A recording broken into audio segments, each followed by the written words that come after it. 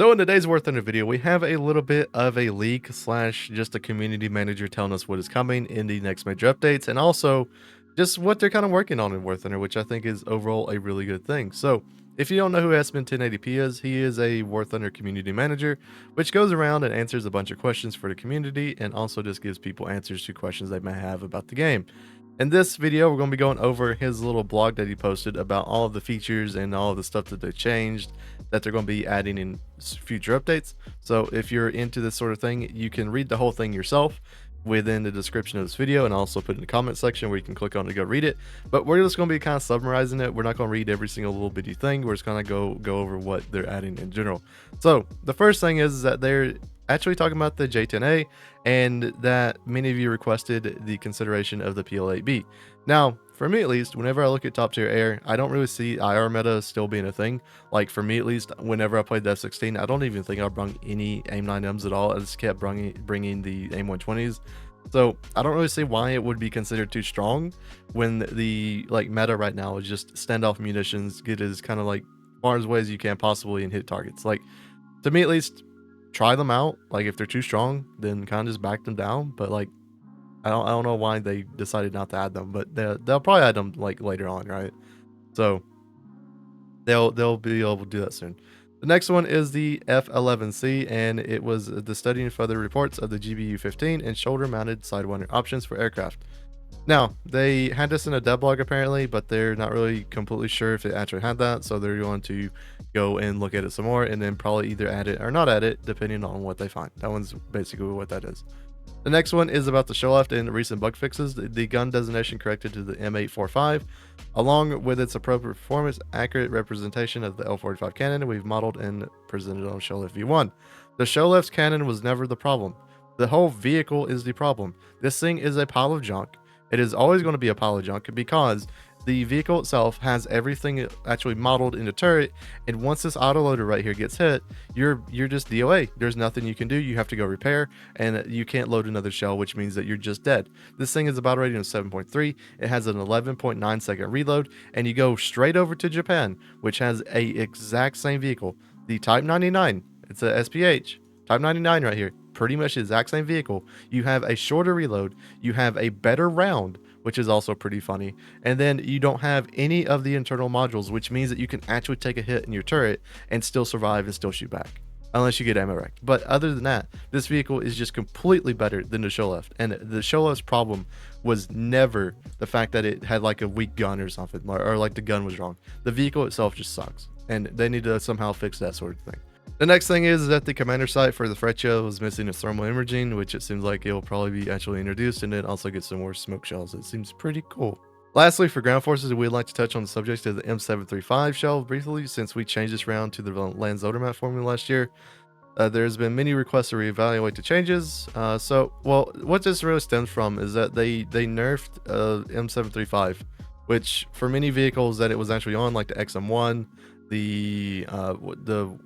hang on, we can just go look in the game real quick. The Japanese thing, yeah, Type 16 FPS had it. Was there really many other vehicles that would like use that round? Like you had them M1 Abrams, but you would switch that out for M774. But I mean, like you have that one. TTS was one of them that used it. So, or no, the M774 is on TTS. Was there actually a vehicle that only used? Oh, it was for China. Yeah, the Chinese M60A3. So yeah, the M735. To be quite honest with you, I mean, yeah, it did get nerfed, but I played the M60A3 TTS lately for China, and I was still doing reasonably good in it. Like, yeah, it's not a great round, but it also still can do some work. Like, I don't really think that like penetration is everything on every single round. Would it be nice to have more of it? Yes, but at the same time, I mean, I still did reasonably well in it. Like, I don't really think it's a terrible round. But it would be nice to see if they actually buff it again. We'll have to see. The next thing is the F15J and then the C. It seems like they're like making the radars on par with each other, which means that they should do a little bit better. I think that's pretty cool. Now, the next thing is, and this is one that I think a lot of people have actually been looking for, the next event vehicle. So the next event vehicle after the HMS Barham will be the ground vehicle for Germany. And if you want my speculation on this, and unlike the last one, which was the F-14 for Iran, I knew that one was coming. This one, though, I'm not sure. So these speculations are completely guesstimations on my own. And if I'm going to guess vehicles that are going to come for this event, my guess is probably the Stuck 4. Maybe something like a Leopard prototype. Or if it was me, and my perfect scenario is that it's not a German vehicle, but here's the key part.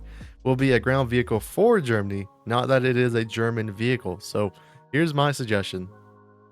The wonderful Panzer 58. If they add this vehicle, I will be extremely happy. Please add Gaijin.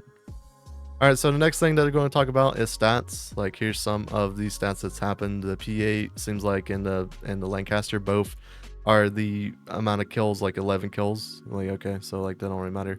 This is just a bunch of stats. It's just cool to see, right? Next thing is they're using a new training mission for ground vehicles. For ground vehicles, similar to how the tutorials for testing aircraft weapons work, such as AMs or AGMs work. I'm going to be honest with you here.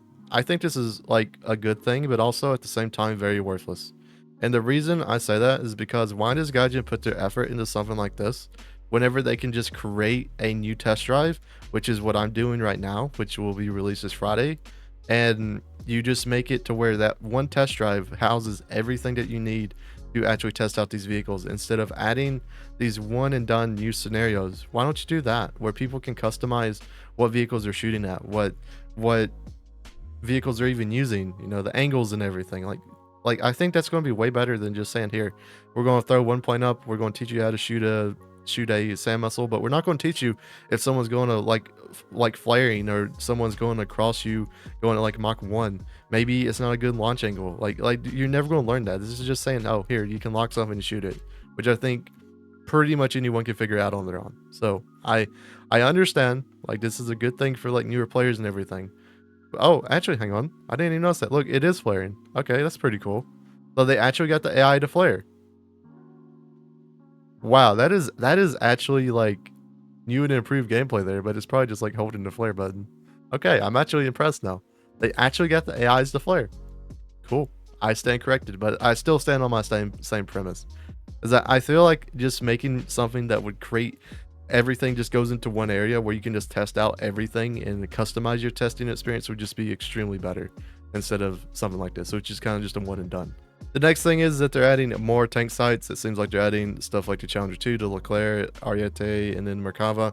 Pretty cool. I mean, I've personally not like dived into customizing my tank site yet, just because I'm kind of lazy and I've been playing Warthunder for what, 13, 12 years now.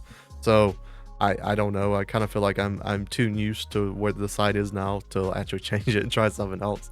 But we'll try it maybe in the future. I really just want a button that's like an apply all to like literally everything, so I don't have to go through almost every vehicle and like customize it. But let's see how that kind of goes.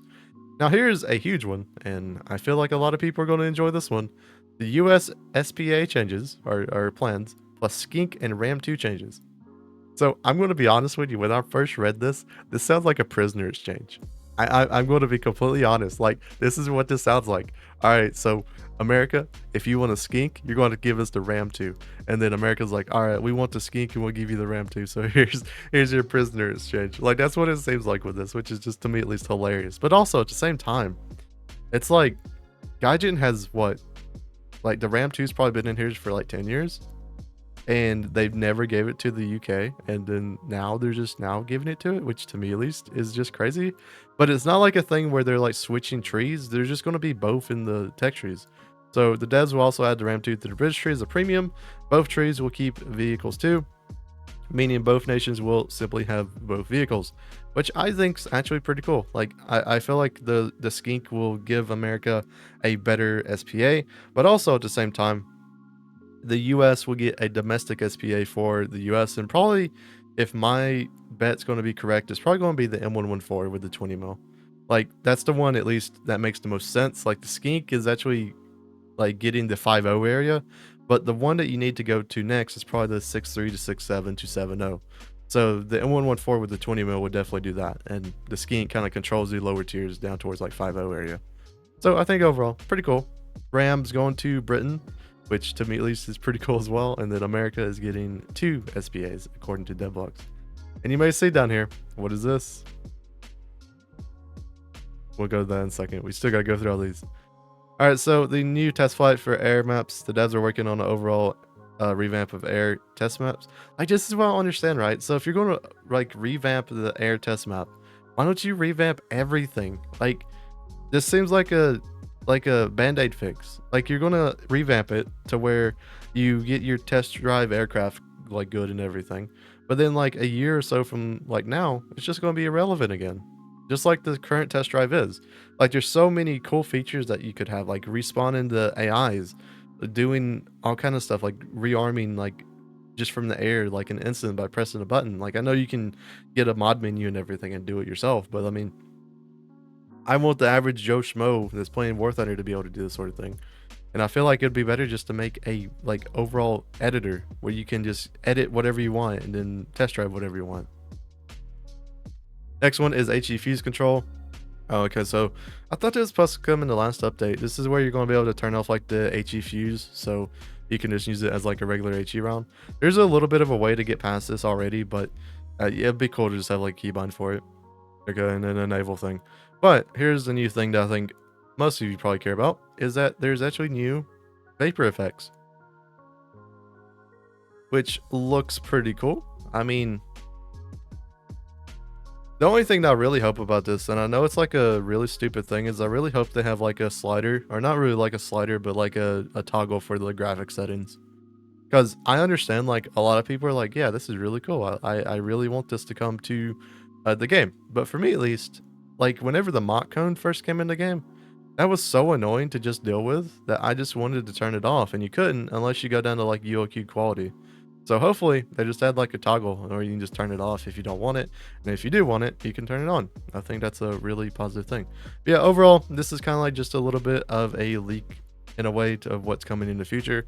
I don't really think anything is particularly exciting. I mean, like the American SPA, and then well, I'm not going to call this like a American SPA. The prisoner swap between the US and Britain is pretty funny, but it is probably my favorite thing about this whole thing. But yeah, overall, really positive thing that they're giving us some more information.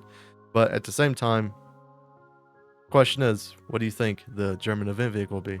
Hope everyone has a wonderful day, and we'll see you guys in the next Warthunder video.